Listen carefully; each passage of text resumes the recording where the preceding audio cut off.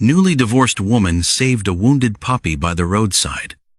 Elena was still trying to recover from her divorce when she saw a dying puppy lying near the edge of the road. Cars passed. No one stopped. She did. She took him home and nursed him back to health, never thinking beyond the next day. 2 years later, when Elena's life was on the line, the same puppy she once saved returned the favor. What happened next did not just save her life, it changed it forever. Before we continue, if this is your first time watching one of our videos, we'd love for you to hit that subscribe button. Your support means the world to us, and it helps us bring you even more powerful stories. Now let's begin. She lived on the edge of town, where the road thinned and the houses stopped trying to impress anyone. After the divorce, she had taken what she could carry and left without drama. 10 years of marriage ended quietly, but the silence that followed felt heavy. Mornings were the worst. She woke up reaching for a phone that never buzzed. She cooked for one, washed one plate, and stared out the window longer than she meant to. The blame had settled on her without a fight. Infertility became the explanation for everything. Friends stopped asking questions. Family offered short calls and long pauses. She learned how to move through her days without being seen. One afternoon, on her way back from town, she noticed a shape near the curb. A small puppy lay twisted against the concrete, one leg bent wrong, ribs moving too fast. Cars passed without slowing. Someone muttered that it was already gone. She stood there longer than she should have, hands trembling, shoes soaked from a leaking gutter. She knelt. The puppy lifted his head and cried once, thin and tired. She took off her jacket and wrapped him carefully, pressing him against her chest as if he might disappear. A man across the street shook his head. Someone else said it was pointless. She did not answer. At home, she cleaned the wounds with warm water and an old towel. She stayed up that night on the floor, counting his breaths, flinching every time he moved. By morning, he was still alive. She laughed once, surprised by the sound, then cried into her sleeve. She named him without thinking. The name stuck. Days began to bend around the routine of care. Food, bandages, short walks. The house no longer felt hollow. When she sat, he leaned against her leg. When she stood, he followed. Outside, neighbors started to recognize them. Inside, something steady began to return, slow and quiet. As the puppy healed, her days gained shape. She woke earlier now, not because she wanted to, but because he needed her. She learned his habits the way people relearn themselves after loss. He circled before lying down. He pawed at the door twice when he needed to go out. He ate slowly, as if unsure the food would stay. She watched these things closely. Paying attention felt useful again. When his leg grew stronger, their walks grew longer. At first, they stayed near the house. Then, they reached the main road. Eventually, they went all the way into town. The same path every time. Gravel, stretch, broken fence, the bend where the old sign leaned. He remembered it before she did. Some mornings, he tugged the leash gently, reminding her where they were going. They always stopped at the hardware store, not for a reason. It just sat there at the edge of town, open early, smelling of wood dust and metal. The bell on the door rang each time they passed. One day, it rang because she stepped inside. The owner looked up from the counter. He had tired eyes and a calm voice. He asked if the dog was friendly. She nodded. The dog sat at her feet without being told. The man smiled once, quick and careful, then went back to work. She bought nothing that day. After that, it became part of the routine. Walk, store, pause. Sometimes she bought nails she did not need. Sometimes she just stood near the counter while the dog lay down, head on his paws. They talked in pieces, about weather, about broken hinges, about nothing important.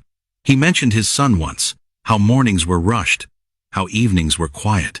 She did not offer her story. She did not need to. Outside the store, people began to notice them. A woman commented on how well-trained the dog was. A man joked that he looked like he was guarding her. She smiled. unsure how to answer. The dog stayed close, always between her and the street. At home, the silence felt different now. Not empty, just calm. She cooked more. She slept deeper. On bad days, when memories crept in without warning, the dog sensed it before she spoke. He rested his head on her knee. He stayed until her breathing slowed. Months passed without announcement. No big changes, just steady ones. Trust built itself through repetition. The dog learned every turn, every sound, every stop along the way. The store, the bell, the man behind the counter. She did not know it yet, but the routine was teaching him more than comfort. It was teaching him where she belonged. The second year arrived without notice. No dates circled. No quiet celebration. It showed itself in small ways. The dog no longer limped. His coat filled out. His eyes tracked her constantly, not out of fear, but habit. When she reached for her shoes, he stood before she touched the door. When she paused too long at the window, he pressed against her leg until she moved. At the hardware store, the conversation stretched slightly longer. Joe no longer stayed behind the counter the whole time. He stepped out to help load supplies. He held the door when she entered, not out of politeness, but familiarity. Some days, his son sat on a stool near the back, headphones on, feet swinging. The dog watched him with interest, tail tapping the floor once, slow and calm. People started to connect them without asking. Someone mentioned they made a nice pair. Another joked about the dog being their chaperone. Joe laughed it off. She looked down and pretended to check the leash. Nothing was said directly. That was how they both preferred it. On certain afternoons, she lingered longer than planned. She traced the grain of the counter with her finger, while Joe talked about a shipment that arrived late, or a tool that kept breaking. He listened when she spoke, even when the story went nowhere. He never rushed her sentences. That mattered more than she admitted. Outside the store, the town moved as it always had. Trucks passed. Children rode bikes too close to traffic. Someone argued over a parking spot. Through it all, the dog remained alert. He positioned himself between her and anything unfamiliar. If a car backfired, he turned first. If a stranger stepped too close, he shifted his weight without growling. She trusted him without thinking about why. The routine deepened. Same hour, same path, same stop. On days when she stayed home, the dog grew restless, pacing near the door. When storms rolled in, he sat by the window, ears lifting at distant thunder. She started checking the weather more often, not out of fear, but awareness. One evening, Joe walked them to the door and paused longer than usual. He asked if she ever took a different route home. She shook her head. The dog tugged once, impatient. Joe smiled and said it was good to have habits. They kept people grounded. She agreed, though she did not fully understand what he meant. That night, rain began earlier than expected. She hesitated before leaving town, watching clouds thicken over the road. The dog waited by the car, steady and ready. She opened the door, trusting the path she had walked for more than a year. Behind them, the hardware store lights flicked off. Joe watched through the window as they drove away, unaware of the role that routine, repetition, and one loyal animal were about to play. The rain hit hard and fast. Not the slow kind that soaked in quietly, but the kind that flattened dust and turned gravel slick within minutes. She drove carefully, both hands tight on the wheel, eyes fixed on the narrow stretch ahead. The dog sat upright in the passenger seat, ears lifted, body tense in a way she had learned to recognize. He did not whine. He watched. Wind pushed against the car as the road curved into the bush. Water pooled where it never stayed long. She eased off the accelerator, but the tires slid anyway. It happened in seconds. A sharp skid. A sickening turn. Then the sound of metal hitting wood. The car stopped at an angle, half hidden by brush. Her head snapped forward. Everything went dark. The dog reacted immediately. He scrambled onto her lap, licking her face, pawing at her shoulder. He barked once, loud and sharp, then again. Her body stayed still. Her breath was shallow. Rain leaked through a cracked window, soaking the seat, the floor, her hair. He jumped down and circled, frantic but focused. He nudged her hand. Nothing. He barked again, then froze, ears lifting as if he had made a decision. The door was not fully closed. He forced it open with his weight and leapt out into the rain. Without stopping, he turned toward the road and ran. The storm battered him the whole way. Water blurred the path. Mud slowed his legs, but the route was carved into him. Gravel stretch, broken fence, leaning sign, each landmark pulled him forward. He did not wander. He did not hesitate. By the time he reached town, his coat was soaked through, his body shaking. The hardware store stood dark except for one light inside. He ran straight to the door and barked, sharp and urgent. No response. He barked again, louder. Joe opened the door, confused, towel in hand. He recognized the dog instantly. The animal lunged forward and grabbed his trouser leg, pulling hard. Joe stumbled back, startled. "What's wrong?" he asked, raising his voice over the rain. The dog barked again, then ran a few steps away, looking back, crying in a sound Joe had never heard from him before. Joe called her name once. The dog reacted immediately, spinning, barking louder, pulling again. Something shifted. Joe grabbed his jacket and followed.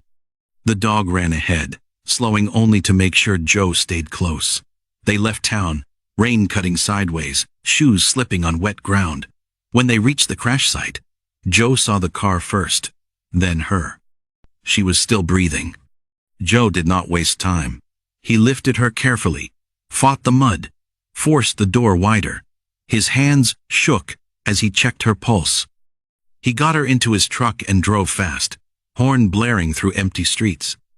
At the hospital, staff moved quickly. Questions were asked later.